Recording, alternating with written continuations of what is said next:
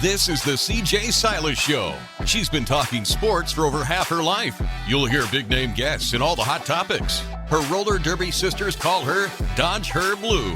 CJ's proud of her California roots and time in New York. Born and raised in L.A., college at USC and Syracuse University. She's not afraid to share her opinions with you. And, like it or not, she wants to be the change. Ladies and gentlemen, all ears and no mask required. Here she is, CJ Silas. Hey, welcome in live and direct. It is the CJ Silas Show on ESPN Radio, 1280 AM and FM 101.7 The Ticket. We are live right here, but if you can't listen to us live, I assure you, you have other choices. You must make those choices. Make the right choice and listen to the CJ Silas Show wherever you find your podcast. The show goes up right away when the show's over. You can also go to my website, the CJ Silas Show. You can check out, I keep saying the new YouTube channel, but it's been over a year, so it's not new anymore. The newest thing on the CJ Silas Show is TikTok. Yes, my college interns have convinced me that I need a TikTok account. I did it. We did it. It's in the infant stages of the glorious life of the CJ Silas Show TikTok. Come on. The show turns 10 years old next week. 10 years old next week. It's about time that we did two things. We got rid of freaking Twitter, and we have adopted TikTok into our life. TikTok's so much more fun. So little hate. So little negativity. And TikTok is going to be fun. That's what I keep saying. It's going to be fun. It's going to be fun. It's going to be fun. Welcome into the second March Madness edition of the CJ Silas Show. Woo! Last week with the first four, and then the round of 64, and then the round of 32. We're down to the Sweet 16. Voice of college basketball, Drew Bontadelli, will be joining us in a little bit on the CJ Silas Show. I am going to talk about my anniversary show next week. I'm going to, of course, share our historic and celebratory Black history with you. But there are a couple things that I knew that I wanted to talk about on the CJ Silas Show tonight. This is how it was all going down yesterday, and then in the early morning as I do my kind of meditative Wednesday morning thing, thinking about what I want to start the show with. I call it the monologue. It's the top of the show. It's usually spur of the moment, ad lib, something from my heart that just has, in the past week, made me want to say something.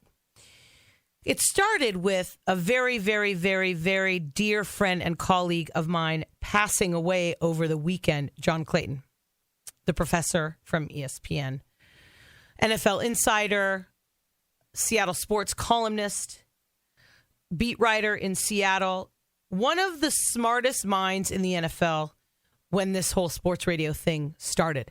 After the Fan in New York, other cities started creating all sports radio stations, and Seattle was one that did it quickly and well. And that's where John started, and that's where I met him, at KJR Radio in Seattle. I came in to be a producer on a midday show. I met John. They needed someone to produce his Saturday show.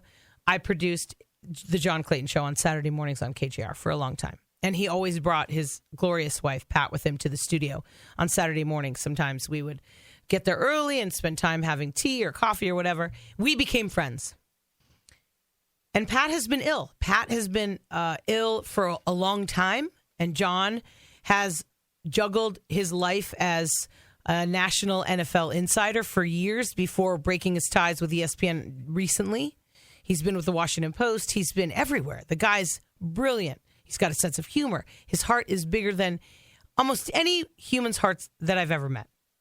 And he spent his entire life, I would say the last 10, maybe 15 years or even more, nursing Pat, going to Super Bowls, traveling around for ESPN. And then it got to a point where he needed to be home all the time to be with Pat.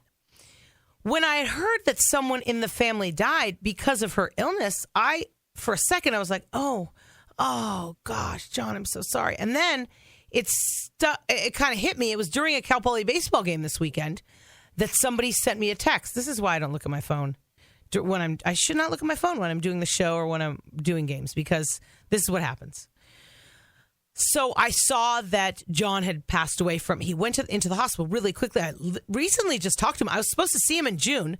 We were doing kind of a radio reunion in Seattle this summer. And I was going to go and see their new house. And I was sent messages that he had passed away. So I was just blown away. And I think I had like 3 or 4 more innings to do in the Cal Poly baseball game, which I did with tears running down my face. I didn't talk to anyone about it. One of my coworkers saw that it was going on, didn't talk to me, knew that it was probably best not to talk to me. I wanted to memorialize him on the show today and what he did for me. And I'm not going to take too much time because I know that a lot of people have done this, but I haven't had the opportunity to do it because I haven't been on the air since he passed away. But John was different than almost every single man in the business when I came up. And this was 1995 and 96. He was encouraging, supportive. He treated me normal, like I was just anybody else doing a talk show with him. He treated me normally when he visited the talk shows that I worked on. He's always treated me like a peer, a friend. Years and years and years. Not once did he condescend me, patronize me, push me to prove my credibility, push me to prove that I knew what I was talking about in the world of NFL or anything in sports. Never once did he objectify me or make me feel less. He didn't comment on my appearance. He didn't criticize my opinions in an argumentative way. We didn't always agree. Of course, that's what opinion radio is. He was the most supportive, encouraging, respectful, and thoughtful colleague I've ever had in the business for this long. Almost anyone else that I met that long ago hadn't really worked around a lot of women. When I worked at ESPN National in the TV side in 1991, right when I came out of college, it was a very hard place to be. There were only a few women in a big building or two of all men. Women weren't accepted. Women weren't encouraged. Women weren't sought out. It wasn't accepted. But when I got to KJR in Seattle, as hard as it was to be in that building, because there were a lot of problems in that building, mostly with the show that I was working on rather than all my coworkers. But it was a very hard place to work. I was the only woman in that sports department from start to finish, from when I got there to when I left. Besides the traffic women, and they got just repeatedly berated, disrespected, and insulted, and belittled, and objectified time after time after time when I was there. John Clayton never did that. John Clayton, not once did he ever correct me on the air if I made a mistake, if we went to break, whatever. Hey, CJ, you got this wrong. It was never a joy for John for me to make a mistake, for me to be wrong. And that has happened a lot in my business. I want to celebrate him. I've had the weekend to be super sad and grieve. I am sad. It's devastating. He was early in his 60s. He wasn't old enough to die. He still had 20 plus more years. And it was a sad, sad thing for me. But I decided to honor him with joy and peaceful happiness today because of what he was good in my life, even though he left me too soon. He always took my call. He came on my show no matter how busy he was. Every single Super Bowl that he ever attended since I've known him, from that location, he would come to me and be on my show. He took my call. He never ignored me. He didn't ignore my texts. Sometimes he would say, I'm really busy, I'll get back to you. Respectful, thoughtful, honest, and true. One of the best friends I've ever had in this business. Gone way too soon. And then I wanted to talk about Deshaun Watson becoming the highest paid player in the NFL, and I'm not going to talk about that because it makes me sick. I'm going to move on. This morning, on the beach, a week before we will be celebrating the 10-year anniversary of the CJ Silas show, I think about my time. I think about my time in this business, and I think about the first baseball games that I did as a stadium announcer, and I was in Albany, New York in 1989 and 90 in Syracuse, New York. And I worked for the AAA team for the Toronto Blue Jays in Syracuse and the AA Yankees team in Albany. And I don't even think that team's there anymore. And I remember being the first woman in professional baseball at the minor league level to be a stadium announcer. And I did it, and I didn't really think much of it. And then later on, when I decided I wanted to be a Major League Baseball stadium announcer, I knew that there had been a few women. I knew that Rennell had been in the Bay Area since they got to the new stadium. But I didn't really know much else, except that there was a woman before her, and she was at Candlestick Park. And she was only there for a little bit of time. And when the Orange and Black moved to the new stadium, she was no longer the stadium announcer. But she was the very first woman to be a stadium announcer at the major league level was a woman named Sherry Davis. Sherry Davis is a pioneer. Sherry Davis made it possible for me to do what I do, made it possible for Rennell to do what she does, and made it possible for all of the other women that have come since then, and not many of us, to do stadium announcing. In Major League Baseball, there's a handful, and a few are very new.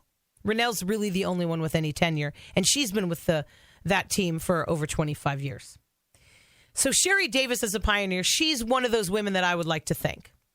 Randomly this morning, when I'm thinking about what I want to do to talk about and at the open of the show, and I don't want to be sad and talk about John Clayton, and I don't want to be angry and talk about Deshaun Watson, and I knew I was going to talk college basketball with Drew Bontadelli when he joins the show a little after 5:15. But always the beginning of the show is when I try to come from my heart. I'm walking on the beach. A woman walks down the stairs, and I think she looks like an angel. She's probably 100 to 150 feet away from me. I'm already on the sand with the dog. And she walks down and she comes over to me and we start talking about whatever, our hair. And because I'm donating my hair, I'm cutting my hair on Monday. I'm cutting all of it off, my COVID hair, and I'm donating it to a women's organization that makes wigs for cancer patients. I've never done it. I've always wanted to do it, and I'm doing it Monday. This coming Monday, it's like the start of the celebratory fun week next week, and I'm starting with my hair. And we were talking about her hair and donating, and I told her that I was doing it on Monday because I have this milestone at Cal Poly, and we just talked about stuff. And she said, oh, one of my old friends, we've been friends for years. She was a baseball announcer, and she was one of the first, I think. And I said, Rennell? She said, no, Sherry Davis. And I said, are you kidding me? You know Sherry Davis? Now, you can Wikipedia search Sherry Davis. She's out there, but it's not hard to, it's not easy. It's hard to actually find her. Like, to maybe get her on the show, maybe have a conversation with her, to thank her for what she did for so many of us that will come after her, being the first. And I got my whole body started getting chills. I'm talking to this woman and I'm like, you are my angel. And I realized that I'm standing there on the beach and I now have a connection, even if it's just some sort of 6 degrees of separation style, with Sherry Davis. Because now I've met a friend of hers that knows her, that actually talks to her on a regular basis and knows where she lives. She lives up in the Bay Area somewhere. And I'm like, oh my gosh, this is so crazy. Sometimes I doubt if I'm going to get to the majors, and I'm trying so hard to manifest this job. And last year I got so close with the Cubs job, and I'm now in my 20th season with Cal Poly, and I find so much joy being on the mic and just the life of an announcer, doing softball yesterday for Hancock and baseball yesterday for Hancock. And I'm standing there on the beach and I'm talking to this woman who knows Sherry Davis.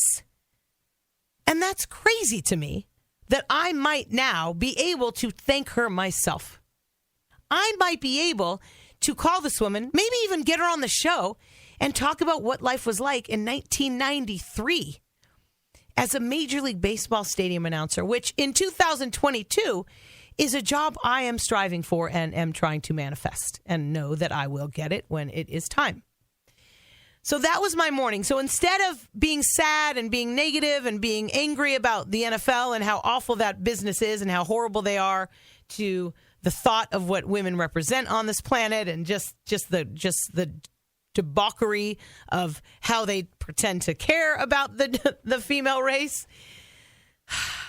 So my point is, I went from sad to, oh my gosh, when you go home today, lady, Jill, angel lady, will you please tell Sherry Davis that I say thank you? Will you please tell her that I thank her because she was the first to do what I want to do and not be the last when it comes to being a Major League Baseball stadium announcer. That's my story of how my morning was.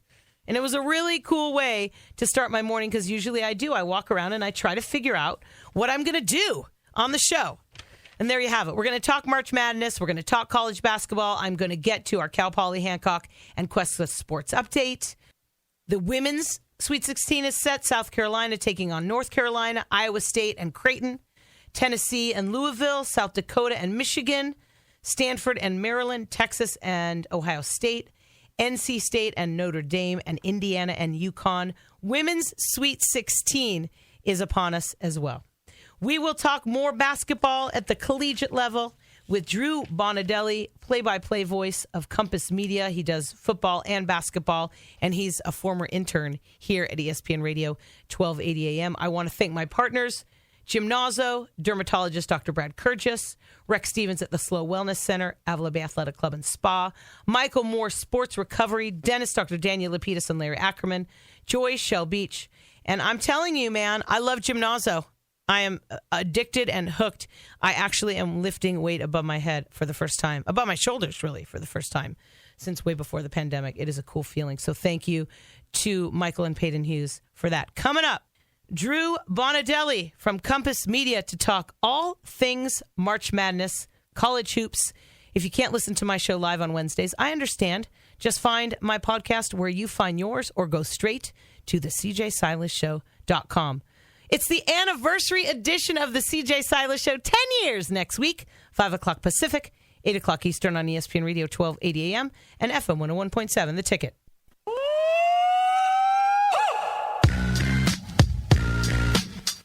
Now, back to the CJ Silas Show on ESPN Radio, 1280, The Ticket. Welcome back. Happy to be with you. It's so bizarre. I was used to not having any interns in the studio during the pandemic, but now it's spring break, and they're not here. I don't have a single intern. But you know what I did?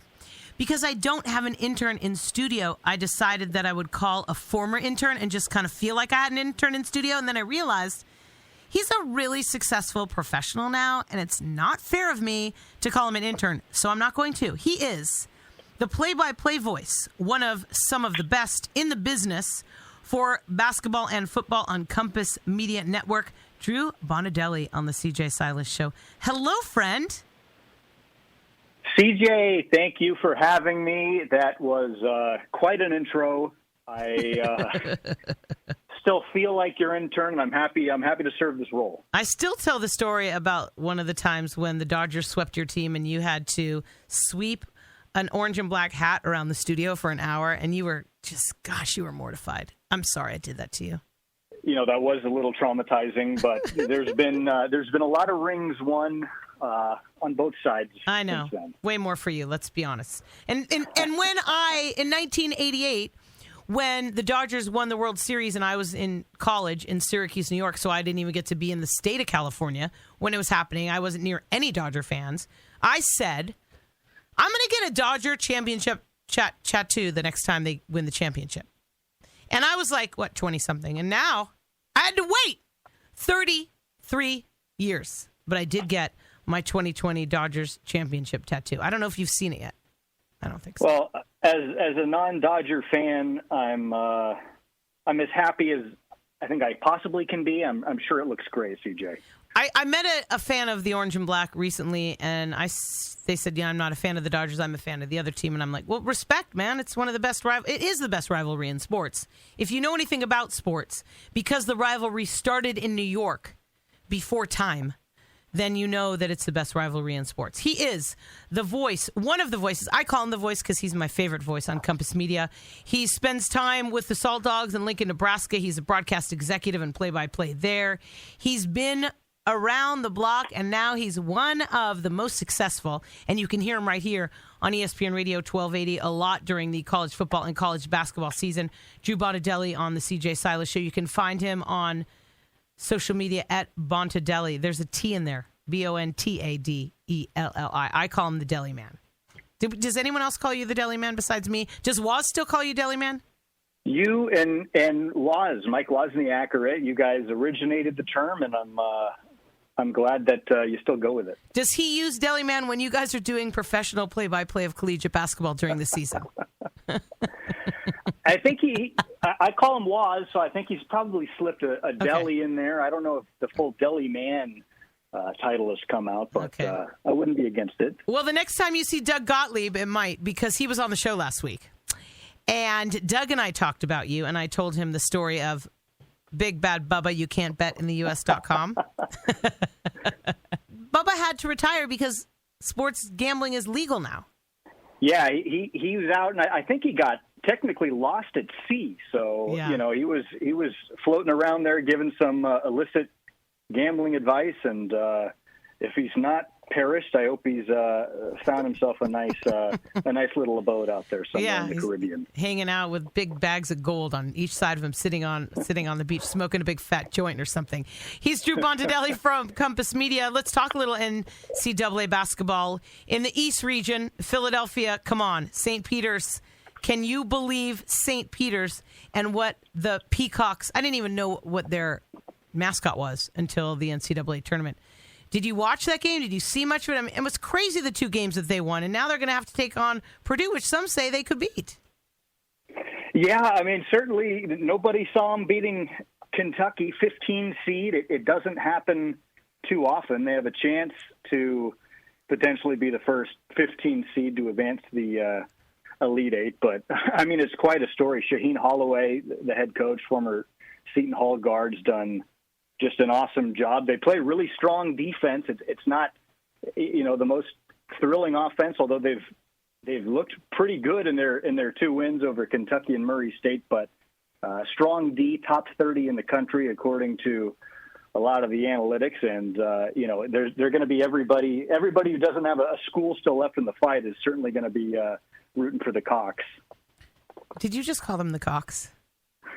Well, I'm trying to keep it brief here between questions. Get as many questions in there as we can for this ball club. A very deep team. Come on, only on the CJ Silas Show. It makes me so happy. That makes me so happy right now. Okay, let's move on to that region, UCLA and North Carolina. And when I was doing kind of my research on talking to you, because I like to sound like I know what I'm talking about, I didn't realize how many first-year coaches have gotten their team to the Sweet 16, and Hubert Davis is one of them with North Carolina. UCLA at number 4. What do you see in that game? Yeah, quite a job by Hubert Davis. I mean, this is a team, the Tar Heels, that it looked like they might not even make the tournament in February, and they've been on quite a heater of late. And yeah, that's a huge blue blood matchup, of course, Tar Heels and UCLA, and it's either Hubert Davis gets to the Elite Eight in his first year as a head coach, or Mick Cronin gets to a second straight Elite Eight. And, of course, he went on to make the Final Four last year. But a couple of really good offenses, both top 20 in the country. I think a lot of it will depend on the health of Jaime Jaquez for UCLA, who's been their best player this year. He suffered an ankle injury their last game out, but if he's in there, of course, UCLA is going to have the upper hand, and if he misses a game or if he's severely hindered, I mean, it's a coin flip at worst for Carolina, I think. I mean, UCLA, they don't turn the ball over, they don't force a lot of turnovers, so Carolina is going to have their opportunity to get their shots up. College basketball insider from Compass Media, Drew Bontadelli, joining the CJ Silas Show. Former intern on the Sports Bite with CJ and Waz. So long ago that you're actually a man now. You have a wife and a child, which freaks me out. I'm just saying, it just freaks me out. Check this out. The CJ Silas Show next week, 10 years. Happy early birthday. Jeez. Let me be Crazy. Maybe the first to say, but I mean, you're an amazing broadcaster. It was it was a pleasure getting the opportunity to intern with you back in the day, and it's great, being able to follow you and seeing all the great things that you do, CJ. How long ago was that? How long was it? 12 years? That was back in the mid-aughts. That was even longer than that. I want to say 2005, 2006. Wow, because T-Brew was still here too, and isn't he an executive at Compass Media?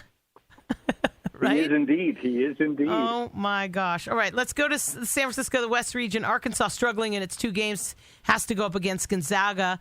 The defense got them to where they are, but there's no chance they can beat the Zags without some more offense. And then Duke and Texas Tech are in the other game in the West. Mike Krzyzewski, his last game could be of his coaching career. And then another first-year head coach, Mark Adams, for Texas Tech. What do you see in these 2 games?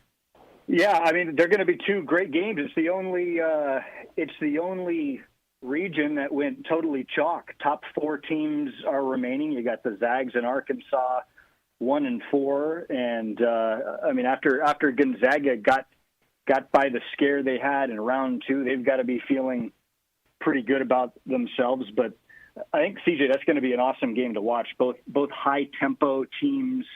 They both have really good defenses, but offensively they like to move the ball. Zags are, the number 1 team in the field. Drew Timme has been incredible so far. 28.5 points, 13.5 rebounds, and one of the best upper lip carpets in the ball game there. Chet Holmgren, who has a chance to be the number 1 pick, 7 feet, 190 pounds, but just an awesome defender, great shot blocker, and a guy who can really shoot.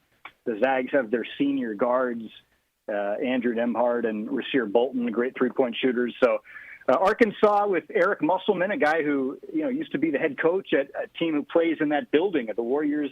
They weren't at the Chase Center then; it wasn't built then. But Musselman back to his Warriors stomping grounds, and the Hogs they'll need J.D. Note, their leading scorer, to hit a lot more shots than he has the first couple of games. He's 10 of 34 first 2 games, and Arkansas has been able to squeak by. They're going to need him to heat up to have a chance against the big, bad, mighty Zags.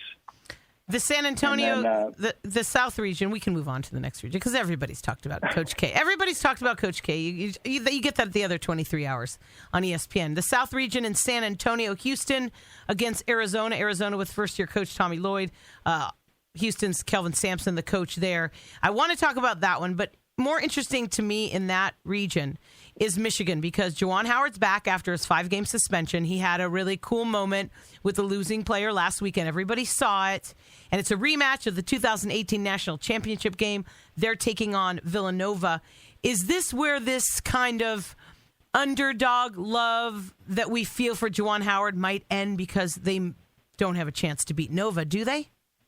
I mean, they've got the talent to do so. Michigan was ranked 4th in the preseason polls. They had all the McDonald's All-American guys in there. They've got Hunter Dickinson, the big man who's averaging 24 points a game. Michigan's got a legit offense for Juwan Howard. Their defense, though, has not been up to snuff this year. They're outside of the top 75 per Ken Palm, so they're going to have to be especially sharp, especially defensively with Dickinson going up against Nova, who's just a really balanced team, a group of guys that have been there. They've got a couple of those players, Colin Gillespie and Jermaine Samuels, played a role, certainly Gillespie, on that national title-winning team. They were freshmen back in 2018.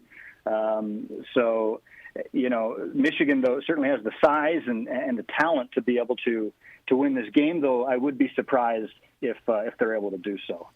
College basketball insider, play-by-play voice of Compass Media Network, Drew Bontadelli, joining the CJ Silas Show. You can find him at Bontadelli. The Midwest region, Chicago, Kansas, number 1 up against Providence.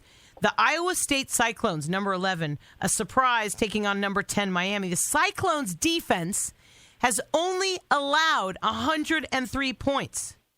103 points in the first 2 games. If I was talking about an Iowa team in the Sweet 16, I didn't plan on talking about Iowa State. I actually had Iowa going to the Final Four, so this was a surprise to me too. But a defense like that, doesn't matter who they play if they keep the other team to under 60 points. It's incredible. It's incredible what T.J. Otzelberger has done. First-year coach for Iowa State. Another first-year coach. Another first-year coach. Fifth best defense in the country in terms of adjusted efficiency per Ken Palm. But I mean, they've matched last year's win total in the tournament. They won 2 games last year. This Iowa State program, they've got 2 wins in the tournament. They had a great start to the season and kind of fluttered and floundered their way through the end of that Big 12 schedule. But you mentioned that lockdown defense. They force a lot of turnovers. They'll hound you out on the 3-point line. They proved that against that Wisconsin Badgers team. They held them to season lows and season highs in turnovers and lows in terms of shooting the deep ball. So, I mean, this Iowa State team, they're going to want to muck it up, and the D is of course legit, and they've got another double-digit seed. They're staring across from them, and Jim Larrañaga and the Miami Hurricanes. How realistic is it that number 4 Providence beats Kansas? You know what? That's even though it's only a 1-4 matchup, it's going to be a tall task. I think it's going to be a tall task. Ed Cooley, he's a leading candidate for Coach of the Year. I mean, he won the Friars their first ever Big East regular season title. They've got a guy that Nate Watson, their leading scorer, 6'10" senior, gets it done down low. Some good 3-point shooting, and Jared Bynum and AJ Reeves. But you look at the advanced metrics, and they're outside of the top 30 in offense. They're outside of the top 55 in defense. They've won a lot of close games.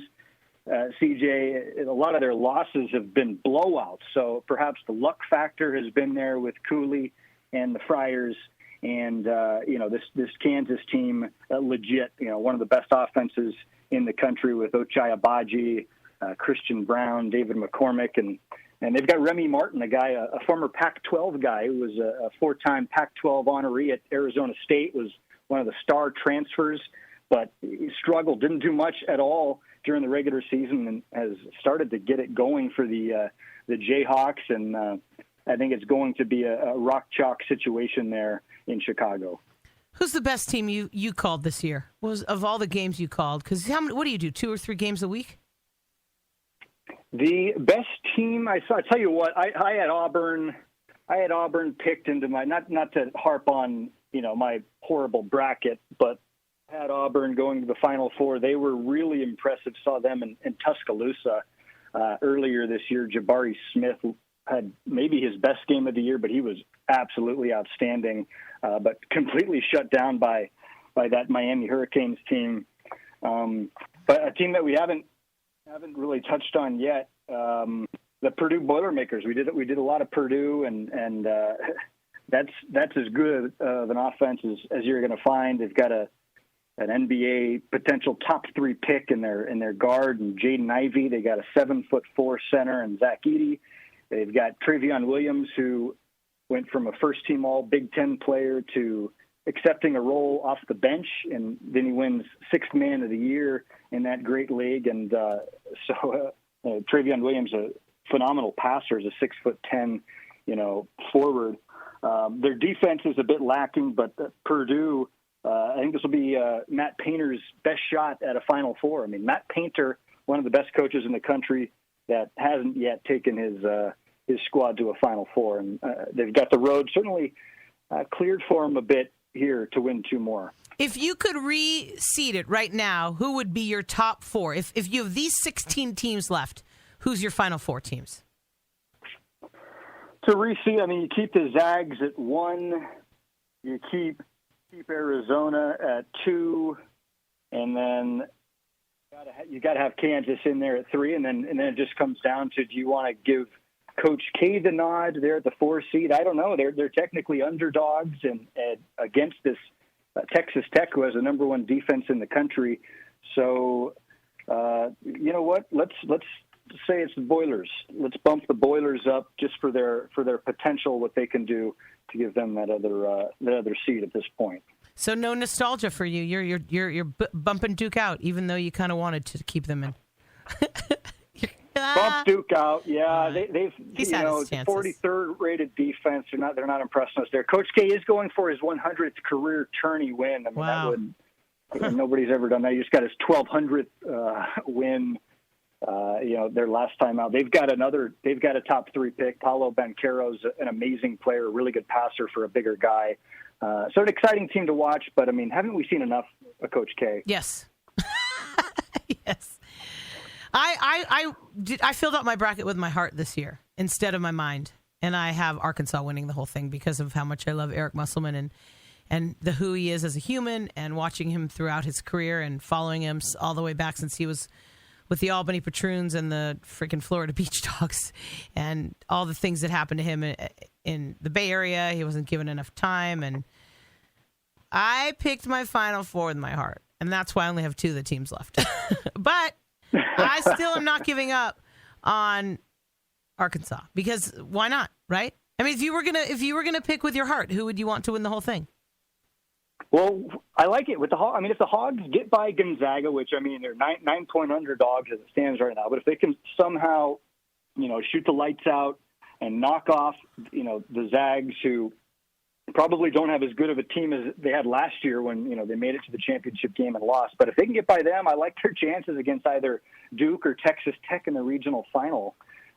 So that would be a certainly a possibility for you there. But if I'm picking with my heart, yeah, that's as good. I mean, it's the Peacocks. Can St. There you Peter's, go, St. Peter's. If you want me to go fully heart, yes. I'm taking Coach Holloway. I'm taking Casey Nadefo and that club. I mean, I like it. You can't find a better heartwarming story than that. Although from all reports, it sounds like this will be one of Holloway's last games coach. Seton Hall, his alma mater, wants him back there. But why not? How about a 15 seed? They've never made an Elite Eight. Win 4 more games. Huh? Why not? Right. He's Drew Bontadelli, play-by-play voice at Compass Media, college basketball, college football. When you finish college basketball, which happens around now, right? We're in the end of college basketball season, and then football doesn't start till August. What do you do in that time? Yeah, at that time, I wait by the phone and hope that there's a CJ Silas correspondence opportunity. Why did I even do it? I know that you're doing baseball in Lincoln, Nebraska. Are you going to go back to that job this year? Are you going to keep doing it? No, you know what? Actually, I'm not. I'm no longer out in Lincoln calling baseball since we had since we had our first kid. So I've got essentially a sports writing situation up here for one of the tech firms up in the Bay Area. Wait. You just said first kid. Wait, it's Oliver, right? Miles. Okay, wait. There's another one? Well, we've got one on the way. What? We're expecting in early May. I did. What? You're having another child? Yeah. Oh my gosh. Yeah, we're pumped.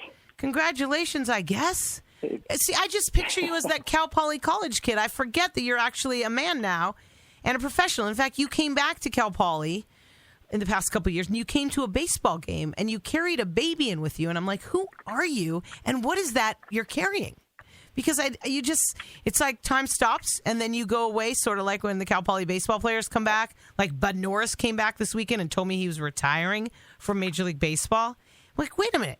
You were just out in left field at the alumni game playing in shorts. You're a pitcher and you were playing left field. Like I don't get how y'all leave ESPN 1280 and the San Luis Obispo and Cal Poly and the Central Coast and then go have a life and then come back and show me that you're now a man with kids. And I mean, the wife was. I was like, there was a woman out there.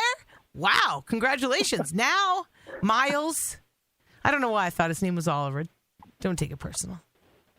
No, trust me, he was pumped to make his first pilgrimage there to Baggett Stadium and to hear, the best public address announcer, not only college baseball, but we're going to say all of the great game of Cal Hyde. It's always such a thrill to hear your pipes echoing throughout. Thank you. One of the wonders of the world, Baggett Stadium. You know what I say to people? They're like, well, are you up for any jobs in the major leagues? And I said, well, I have to wait for one of those guys to die because Major League Baseball stadium announcers are usually, it's the end of their career. They play golf the rest of the year, and then they announce baseball 81 games of the year. Where for me, it's like the pinnacle. It's not the end for me. It's like the beginning of what I've wanted. And so I either have to kill someone or wait for somebody to croak because it's hard for those jobs. They don't open. There's only, 30 of them? Yeah, well, we know you're certainly you've put in the work. You're deserving, and we know there've been some big time teams sniffing around. And as a lady as young as you are, it's only only a matter of time. That's nice. That's nice that you said that. And you knew about the Cubs gig last April. Can you believe that? Was that nuts? You do know what I'm talking about. That was awesome. Just the Cubs they're smart. Get you to be auditioning you and getting you in the final phase of their hiring process. So close. It was there. It was there. Actually, the choice they made, and I've said this before, Jeremiah Paprocki was the right choice for the Cubs job. But I was that close, and now I'm just kind of feeling it, And the cool thing about that, and I've said this before on the air, and I've talked to a few of my guests since then, I remember that 6 weeks because it was the craziest, most energetic, anticipatory, nuts 6 weeks of my life. Really, bigger than anything else in my life was those 6 weeks from the day that I filled out the application till the day I found out I didn't get it. It started in March, I'll never forget, and it went through till my audition on April 28th, and then I found out the Friday before Mother's Day that I didn't get it, and I knew that I hadn't gotten it when they called me. I just knew that it wasn't the right job, even though, of course, I would have made it the right job. But what was the best about that? The most special of my experience with the Cubs and that whole thing, because the first 4 weeks, I didn't tell anyone. I didn't want to jinx it. I told anyone that I could in the business. I called them and asked them to, make a call, get my resume in front of the right people. Thousands of people apply for these jobs. I just needed my resume to get there. I just needed it not to go to spam or get lost in the mail or whatever. And that experience, and I remember flying to Chicago in the middle of a pandemic. I was gone 25 hours. It was that short. But the best, most intense part of the whole thing was knowing how many people around the country were cheering for me. And how everybody in my circle, my peers, my former coworkers, my colleagues, people that trust me, believe in me, want me to succeed, are rooting for me, that I've worked, all these people on that day, April 28th, 2021, were thinking of me and were sending me their best vibes and wishing me luck and wanting me to get the job. And it was so special. And I'm pretty sure that I let you know because I thought everybody. Do you know anyone? Do you know anyone? Can you get my name in front of the right people? And I'm guessing, Deli, that it was either Jessica Mendoza or Sarah Spain that got my resume, or maybe Ted Lilly that got my resume in front of the right people, because those were people that I could talk to and that had Chicago connections. Jessica Mendoza's Jessica Mendoza, and then Sarah Spain's in Chicago, and then Lily played for the Cubs. So cool. We were riding that roller coaster with you, and I certainly had a good feeling about it. It was that was awesome. That was special just to get a call from you about that. And as somebody who's only sat in the bleachers at Wrigley, I wasn't in too powerful a position to pull as many strings as I would have liked to. Right. It's a matter of time. I mean, you're as good as it gets. Thanks, with the buddy. Cal Poly baseball fans, I hope they realize how good that they have it down there. Thank you. And when I do get the Major League Baseball job, the party isn't going to be here as a send-off. The party is going to be the first homestand at whatever stadium it is. And I want everybody to come for a game. Hey, are you going to have a going-away party? No. Come to wherever I am and be in the stands that first week, that first 6 or 7 game series when I start my career in the majors. Thank you for being amazing. Thank you for showing up for me and giving me so much time tonight. Thank you for being good at what you do and not getting mad at me that I called Miles Oliver. And we love you at Compass Media. We get to hear you on ESPN 1280 and FM 101.7 a lot. So that's a good thing. Thanks, buddy. Love you too, CJ. I'll see you at the Ball Yard for your debut. And with these great ratings that are happening with the tournament, I hope the players are getting their NIL money and getting a lot of it right now. There you go. Thank you, bud. Take care. Thanks, CJ. Bye, you too. Drew Bontadelli from Compass Media joining us on the CJ Silas Show to talk NCAA. It's so weird when the kids that used to work for me come on the show. It's just nuts. It ages me, but it's a beautiful thing. It's a very beautiful thing. Coming up, the Cal Poly Sports Update and Black History. It's the CJ Silas Show on ESPN Radio 1280 AM and FM 101.7 The Ticket. Welcome back to the CJ Silas Show. This has been such an exciting and fun month for so many reasons. But the best part about March is March Madness, and it feels like it's a normal March Madness, and it hasn't felt like that in a couple years. And I've got to have one of my faves on the show because the Sweet 16 is this weekend. He is head odds maker at my bookie, Rafael Esparza. Hello, friend. Happy March Madness Sweet 16. Happy March Madness Sweet 16. That's why I'm in New Orleans, because I'm already preparing myself for the Final Four. Gee, really? You're going to be there the whole time? Yes, I will be here the whole time. I'm doing some media stuff starting on this weekend for the Final Four, so I decided to come here a little early and get some po' boys and some shrimp stuff in me. Right on. Then I want to find out from you right away about St. Peter's.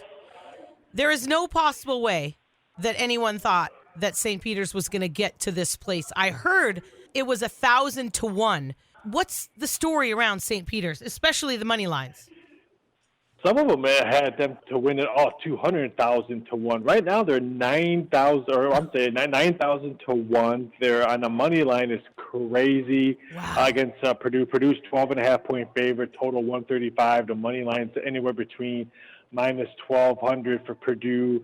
So it should be very interesting. I think they cover. Purdue has not been able to cover games lately. St. Peter's 21-10 against the spread in their last 31 games.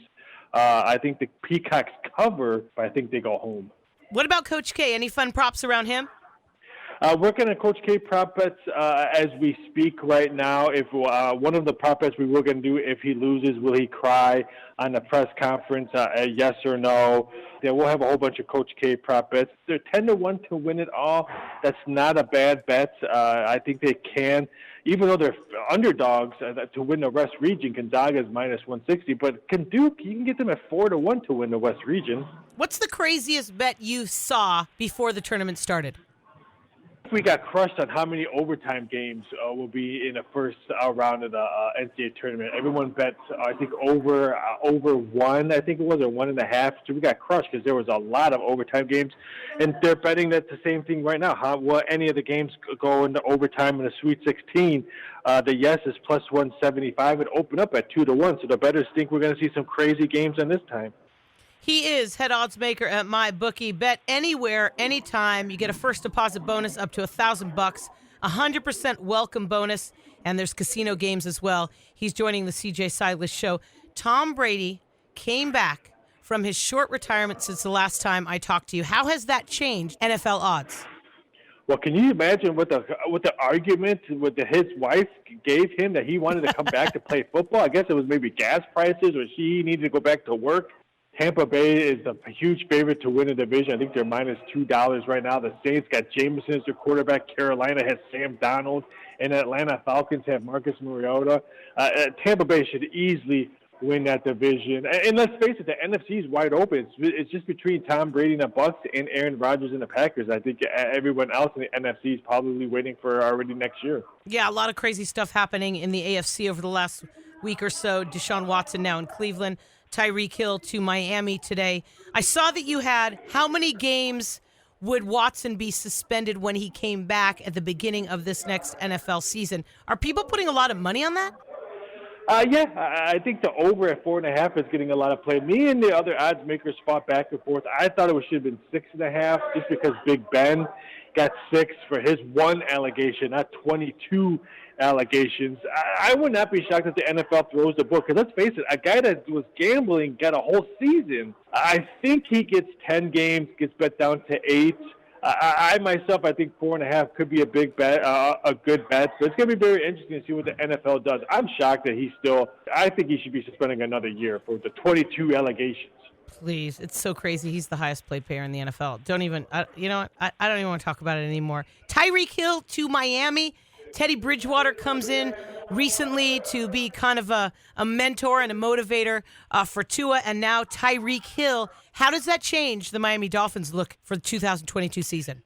If they were in the NFC, they might be Super Bowl contenders, but they're not in the NFC Super Bowl. But that just tells you right here, if Tua does not have, I'm going to say, a brilliant season, they're going to look for somebody else to take the reins because they're giving him offensive lineman help, defensive help. Now they have another guy to spread the field. This is all about Tua. Now Tua has to show that he's an elite, and I'm going to say elite quarterback. If not, they're going to bring someone else in. But I think Miami's going to be fun to watch. He is the head odds maker at mybookie.ag. Thank you. I can tell you are super busy in New Orleans. We will talk to you probably early in April to get our MLB season odds in the discussion. Thanks, Rolf. Take it easy. Have a fantastic week. Enjoy the game. Sweet 16, baby. It is time for Black History on the CJ Silas Show. This segment is brought to you by dentist Dr. Daniel Lapidus and Larry Ackerman.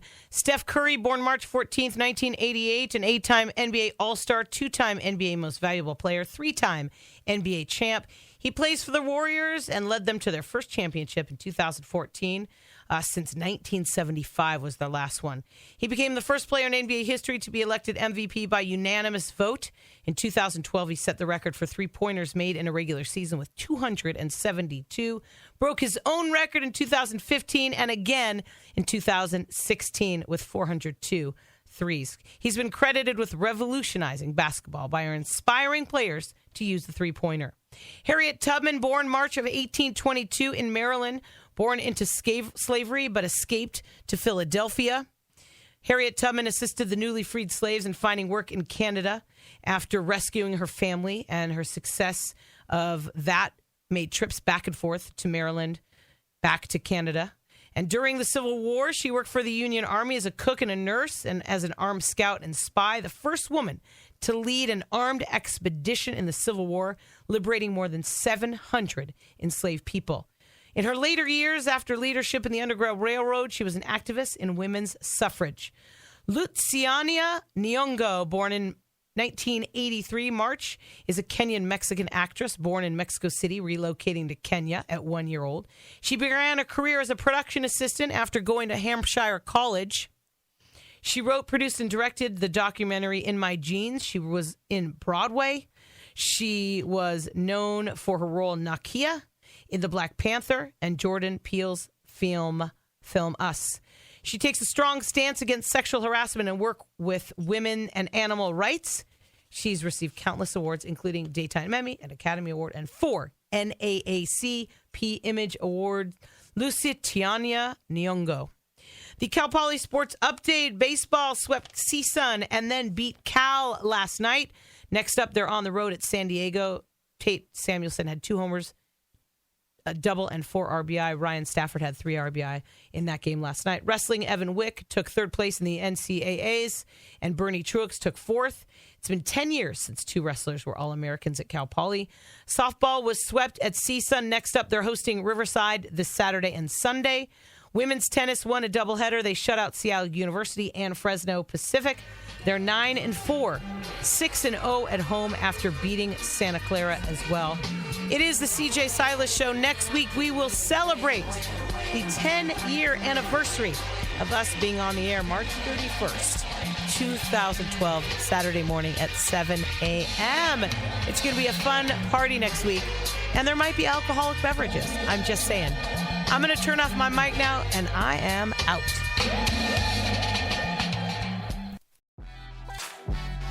Thanks for listening to the CJ Silas Show. Find her podcast on the CJSilasShow.com. Follow her on all social media platforms, including her YouTube channel. Make an appointment to listen every Wednesday on ESPN Radio 1280 AM and FM 101.7. CJ out.